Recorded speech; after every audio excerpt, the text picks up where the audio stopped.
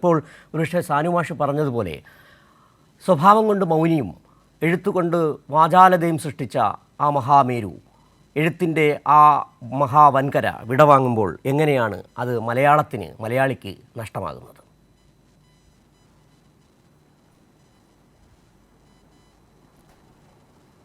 എനിക്കും എൻ്റെ തലമുറയിൽപ്പെട്ടവർക്കും മനസ്സിലിപ്പോൾ വലിയൊരു ശൂന്യതയാണുള്ളത്.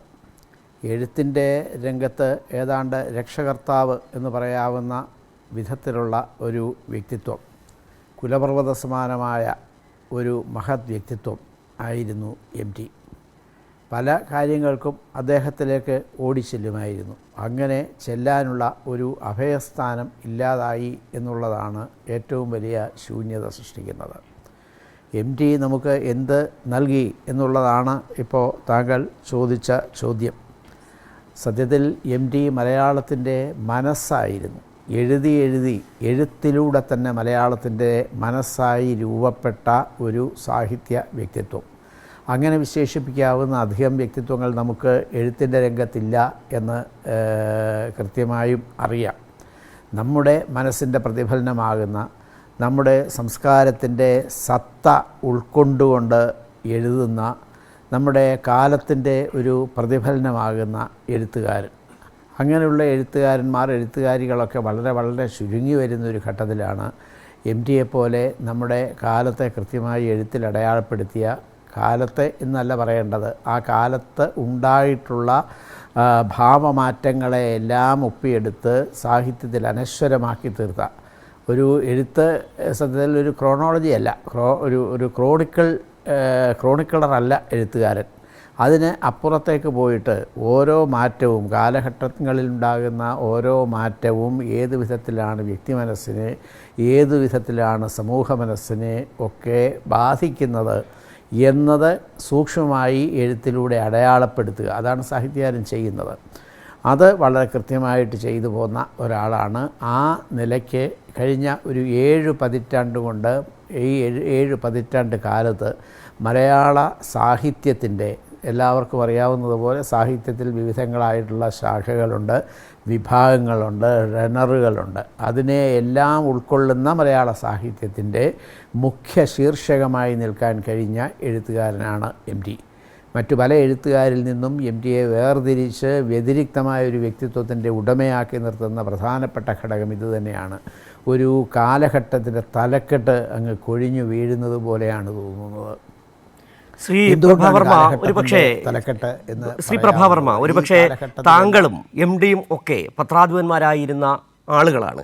MT എന്ന് പറയുന്ന പത്രാധിപർ മാതൃഭൂമിയുടെ പത്രാധിപരായി എത്തുമ്പോൾ മലയാളത്തിൻ്റെ എഴുത്തിന് സംഭവിക്കുന്ന ഒരു മാറ്റമുണ്ട്. ഒരുപക്ഷെ സാധാരണ നമ്മളൊരു സാഹിത്യകാരനെ, ഒരു കഥാകൃത്തിനെ, ഒരു കവിയെ വിലയിരുത്തുന്നത് അദ്ദേഹത്തിൻ്റെ കൃതികൾ വച്ചായിരിക്കും. പക്ഷേ MT എന്ന് പറയുന്ന പത്രാധിപർ വന്നതിന് ശേഷം ആധുനികത, ഉത്തരാധുനികതയിലേക്ക് വരുമ്പോൾ മലയാള കഥയിൽ, മലയാള കവിതയിൽ സംഭവിക്കുന്ന പുതിയ എഴുത്തുകാരെ കൊണ്ടുവരുന്നതിൽ നമുക്കറിയാം. ഖസാക്കൊക്കെ വന്ന സമയത്ത് ഒരുപക്ഷെ വേണമെങ്കിൽ ഒരു പത്രാധിപൻ്റെ പെരുന്തച്ചൻ കോംപ്ലക്സിൽ വെട്ടി ഒതുക്കാമായിരുന്നു. എത്ര കഥകൾ, NS മാധവൻ അടക്കമുള്ള പിന്നീട് മലയാള കഥയാകെ വിപ്ലവവൽക്കരിക്കുന്ന എഴുത്ത്, അതിലൊക്കെ ഇടപെടുന്ന ഒരു MT ഉണ്ട്, ഒരു പത്രാധിപരുണ്ട്. അങ്ങനെ ഒരു പത്രാധിപർ ആ സ്ഥാനം ആ തരത്തിൽ കൂടി അടയാളപ്പെടുത്തുമ്പോൾ MTയുടെ ഇടപെടൽ അദ്ദേഹത്തിൻ്റെ എഴുത്ത് മാത്രമായിരുന്നില്ല.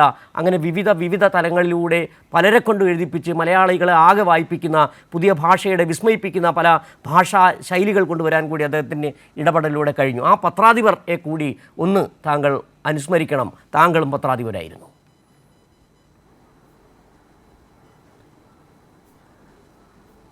ഒരു ലിറ്റററി എഡിറ്റർ എന്ന രീതിയിൽ, ഒരു സാഹിത്യ പത്രാധിപർ എന്ന രീതിയിൽ MT നൽകിയിട്ടുള്ള ഏറ്റവും വലിയ സംഭാവന സാഹിത്യ രംഗത്ത് വലിയ ഒരു പ്ലൂറാലിറ്റിയെ ഉയർത്തിപ്പിടിച്ചു എന്നുള്ളതാണ്.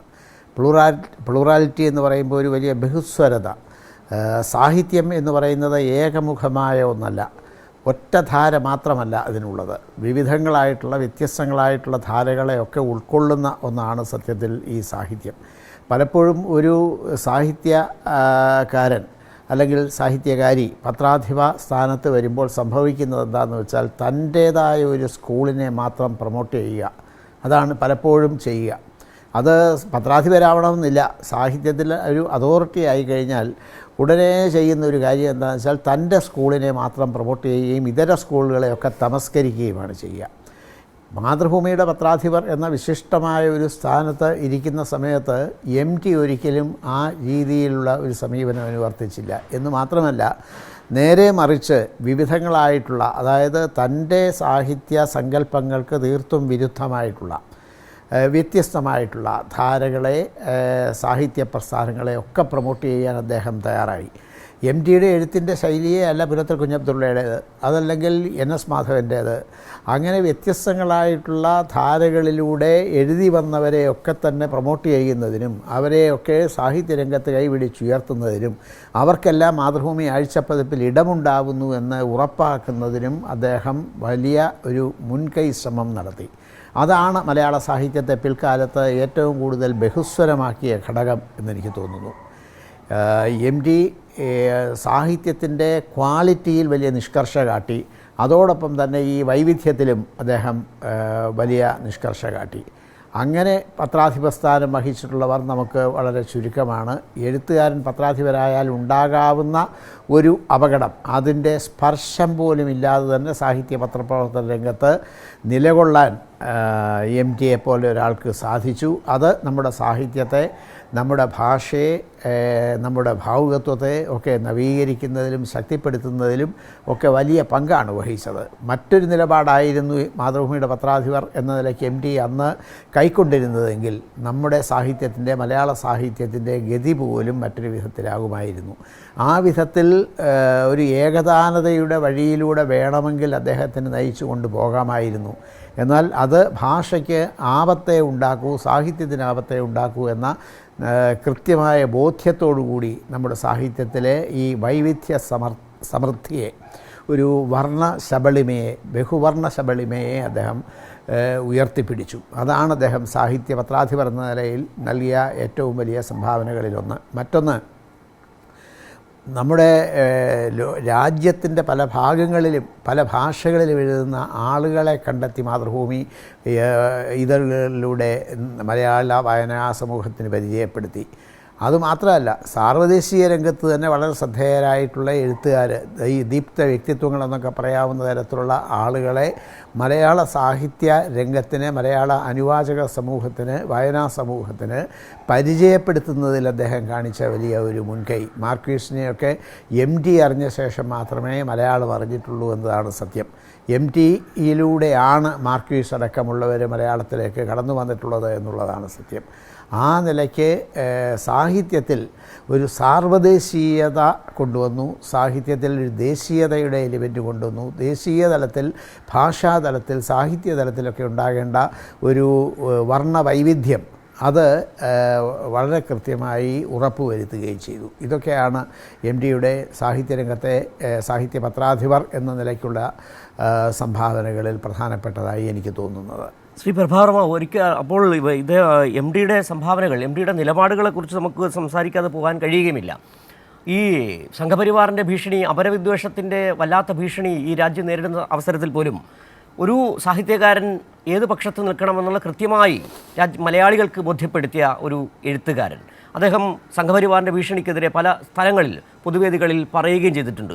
അപ്പോഴാണ് നിർമാല്യത്തിൻ്റെ പ്രസക്തി കൂടി. ഒരുപക്ഷെ പലപ്പോഴും പലരും പറഞ്ഞ് പഴകിയതാണെങ്കിൽ പോലും നിർമാല്യം പോലെ ഒരു കൃതി ഇന്ന് എഴുതാൻ കഴിയുമായിരുന്നില്ല ഈ സംഘപരിവാർ ഭീഷണിയുടെ കാലത്ത്.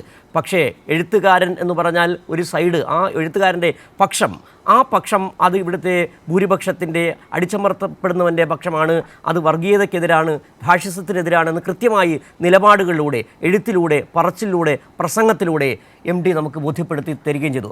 ആ നിലപാടിനെ കൂടി, ആ നിലപാടിൻ്റെ നട്ടെല്ലുറപ്പിനെ കുറിച്ച് കൂടി ഒന്ന് ഓർത്തു പോകുന്നതൊന്നാകും പ്രഭാവർമ്മ.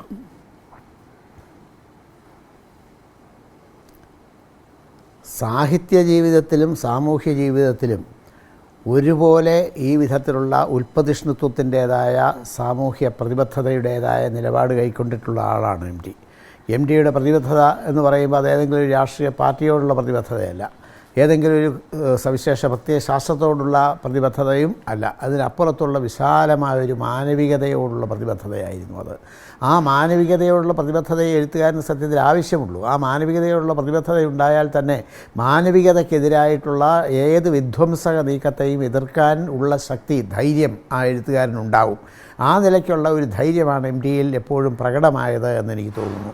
അദ്ദേഹത്തിൻ്റെ എഴുത്തിൻ്റെ ഒരു ഘട്ടത്തിൽ അദ്ദേഹം എടുത്തൊരു നിലപാട് മുൻനിർത്തി ഈ വർഗീയ വിധ്വംസകത്വത്തിൻ്റേതായ ശക്തികൾ, വർഗീയ വിദ്വേഷത്തിൻ്റേതായ മതവിദ്വേഷത്തിൻ്റേതായ ശക്തികൾ അദ്ദേഹത്തെ ഭീഷണിപ്പെടുത്തിയ കാര്യം നമുക്കറിയാം. ആ ഭീഷണിയുടെ മുമ്പിലൊന്നും അദ്ദേഹം തൻ്റെ നിലപാട് മാറ്റിയില്ല. ആ നിലപാടാകട്ടെ വളരെ പണ്ടേ തന്നെ അദ്ദേഹത്തിൻ്റെ മനസ്സിൽ ഉറച്ച് വന്ന ഒന്നാണ് താനും. അദ്ദേഹത്തിൻ്റെ എഴുത്തിലൊക്കെ തന്നെ കാണാം, നാലുകെട്ടിൽ മുതലേ കാണാം, നാലുകെട്ടിൽ കാണാം, അസുരവിത്തിൽ കാണാം, നാലുകെട്ടിൽ തന്നെ അപ്പുണ്ണിയും സെയ്ദ് അലവിയും തമ്മിലുള്ള ബന്ധത്തിൽ, അവർ തമ്മിലുള്ള സംഭാഷണത്തിലൊക്കെ, അവർ തമ്മിലുള്ള ഒരു ബന്ധത്തിലൊക്കെ തന്നെ പ്രതിഫലിച്ച് നിൽക്കുന്നുണ്ട് ഈ മതാതീതമായിട്ടുള്ള ആ സ്നേഹത്തിൻ്റേതായ വലിയ ഒരു ഓളം വെട്ടൽ എന്ന് പറയണം.